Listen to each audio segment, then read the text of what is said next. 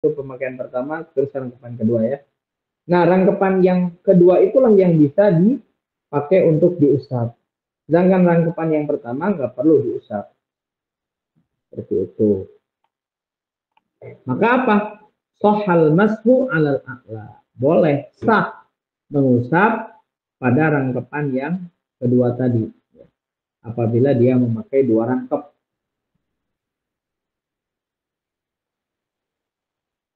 Wa in kana al-asfal sholihan lil masih dunal a'la. Seandainya misalnya yang rangkapan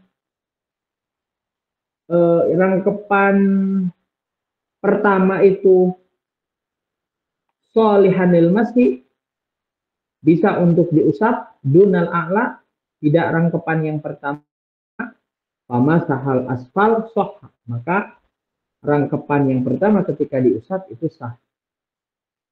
Misalnya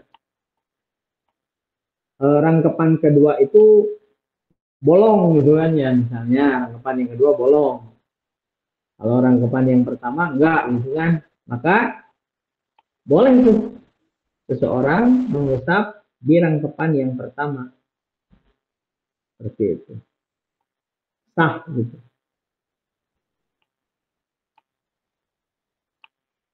Awil a'la, atau misalnya rangkapan yang kedua, fawassalal balalu lil asfali, karena sampai basah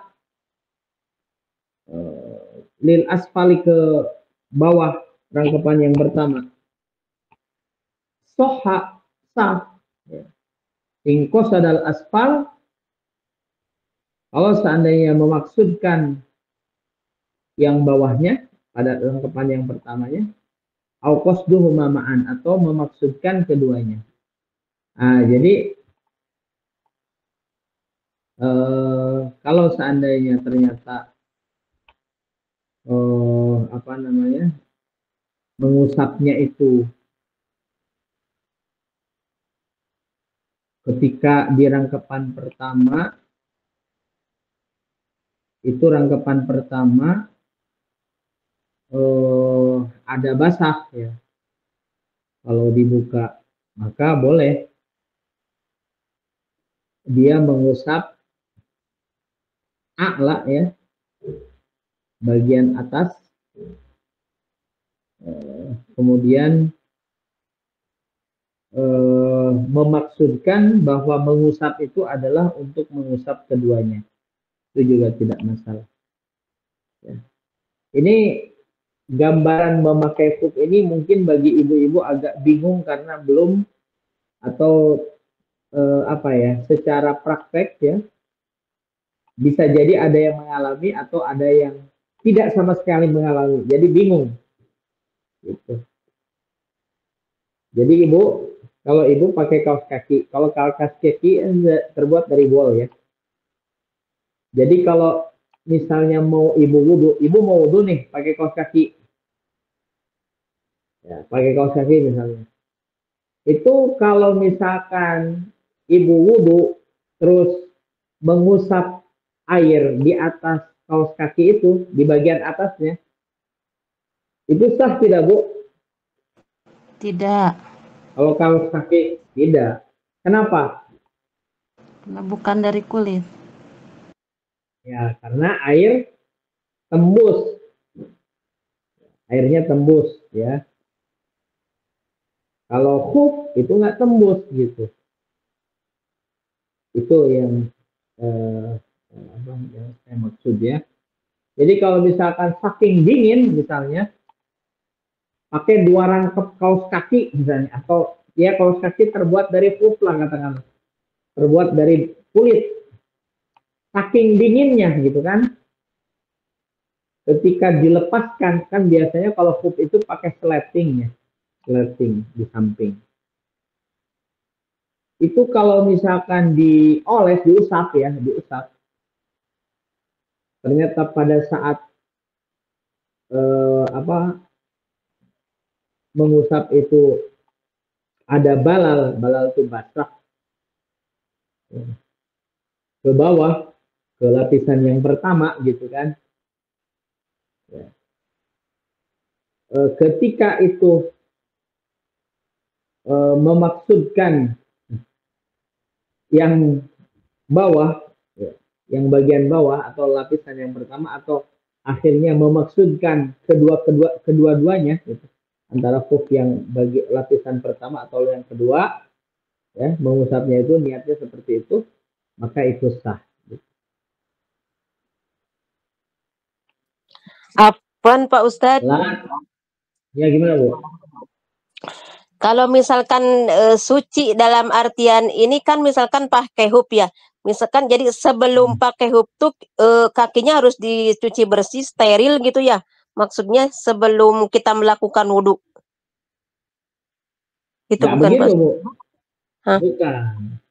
Suci di sini maksudnya bukan kakinya yang suci.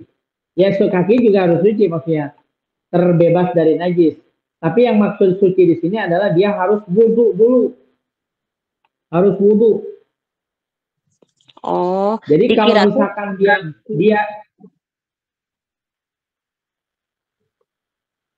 kalau dia dikira tuh belum kaki. wudhu, Bu. Oh. Iya Pak Ustadz. Kalau dia belum wudhu, gitu Bu. Kalau dia belum wudhu itu berarti nggak sah. Kalau Oh, dia jadi memakai khuf, harus wudhu dulu ya. harus wudhu dulu. Bukan Oh. berarti kakinya yang suci, bukan. Emang kakinya kan harus suci tetap. Tapi yang dimaksud di sini adalah toharoh. Toharoh itu dia harus punya dia harus bersuci terlebih dahulu, yaitu wudhu gitu. Sebelum memakai Hub. gitu. Terus fungsinya untuk mengusap hub itu kan udah tadi wudhu, gimana itu?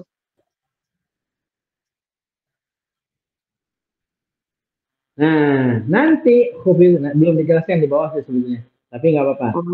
Oh iya udah. Fungsinya apa? Fungsinya nggak apa-apa. Saya jawab nih. Fungsinya apa? Fungsinya gini. Ketika kan tadi udah wudhu nih, terus pakai khuf. Nah, kemudian ibu kentut kan, kentut lagi tuh. Nah, mau sholat lohor kan berarti kan harus wudhu tuh, betul nggak? Harus wudhu. Nggak usah di laan eta si khufna teh, tetap dipakai. Nggak usah dibuka, tetap dipakai si khufnya dengan cara mengusap bagian atasnya, mengganti membasuh kaki gitu. Oh Ngerti iya, nggak, Bu? iya. Ngerti Bu. Pak Ustadz, hatur nuhun penjelasan. Ya. Jadi begitu ya. Jadi memakai khuf itu fungsinya gitu. Jadi kalau misalkan ibu kan kalau membasuh kaki itu wajib dalam wudhu. Nah, ketika dia pakai khuf, ya, maka khuf itu bisa diganti sebagai pengganti untuk membasuh kaki dengan cara mengusap. Alias si khufnya itu tidak usah dibuka lagi gitu. Begitu ya. Jadi itu fungsinya untuk selanjutnya ya. Misalkan kita kan udah wudhu pakai hub. Nanti kalau batal lagi berarti itu ya untuk selanjutnya berarti. Betul. Betul, Oh, betul, iya. betul. Ya, Betul. turun Pak Ustadz. Ya. Ya. Ya. Lanjut. Wayam sahul mukim yauman walailatan. Orang yang tinggal di rumah, tidak dalam berpergian maksudnya, dia mengusap khuf sehari semalam. Maksudnya jatah dia memakai khuf dengan cara mengusap itu sehari semalam. Wayam sahul musafir, dan yang melakukan perjalanan salah satu ajamin bilayalihinna, 3 hari 3 malam. Al-muttasilati biha, yang nyambung 3 hari 3 malam. Sawa'un taqaddamat au ta'akhkharat, baik itu duluan ataupun belakangan. Wabtida'ul muddah tuhsab min hin yuhdith, dan mulai masa dia dihitung memakai khuf itu adalah ketika dia berhadas. Contoh begini, Bu. Contoh.